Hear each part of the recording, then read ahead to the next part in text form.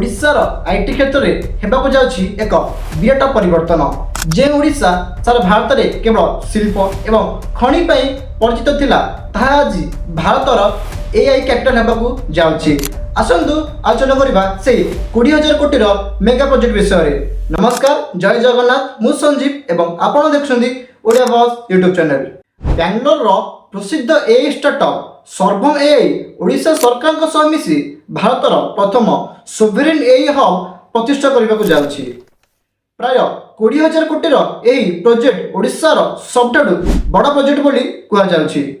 एही हब रे प्राय 25,000 रु अधिक जीपीयू रहइबो, जहाकी सारा भारतर एआई आवश्यकता को पूरण करिवो।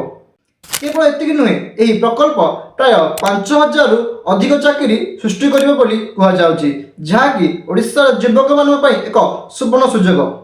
आपण भाबुथिबे एआई तो कंप्यूटर काम, एथिरे हमर कोन लाभ रहइबो, किंतु ए हमर दैनंदिन जीवन रे हमर अत्यंत आवश्यक रहिछि।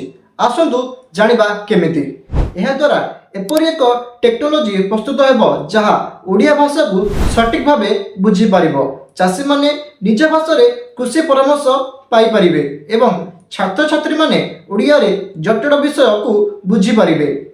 सरकारी सेवा गुडी करे स्वयं चालित करबा सह स्वास्थ्य सेवा रे एआई रो व्यवहार करी रोग निरूपण सहज करा जाय परिबो एवं ओडिशार मेधावी युवक युवती माने चाकरी पाई आउ बेंगलोर किंबा हैदराबाद जिबाकू पड़िबोनी। से माने निज राज्य रही बड़ बड़ कंपनी रे काम करि परिबे।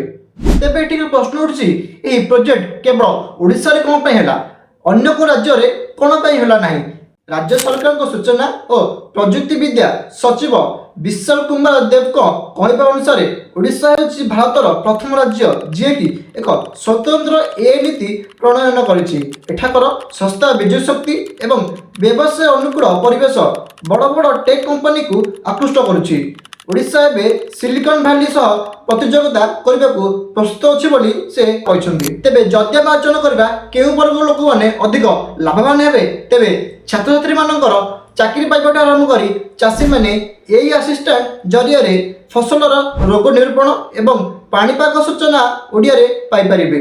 छोट व्यवसायी एआई टूल्स को व्यवहार करी से माने स्वल्प खर्च रे व्यवसायर मार्केटिंग एवं परिचालना करि परिबे। साधारण नागरिक सरकारी योजनार लाभ पाइबा पई आउ ऑफिस को दौड़ाक पड़ोनी। एआई वॉइस बोट माध्यम रे सब सूचना मिल पारिबो। तेबे आपणकर मत कौन रही एही सोवरेन एआई प्रकल्प विषय रे हमकु कमेंट्स रे निश्चित जणाइबे। तेबे एहा थला आज हमर वीडियो, देखाबा अन्य को नूतन वीडियो रे। सेति पर्यंत नमस्कार, जय जगन्नाथ।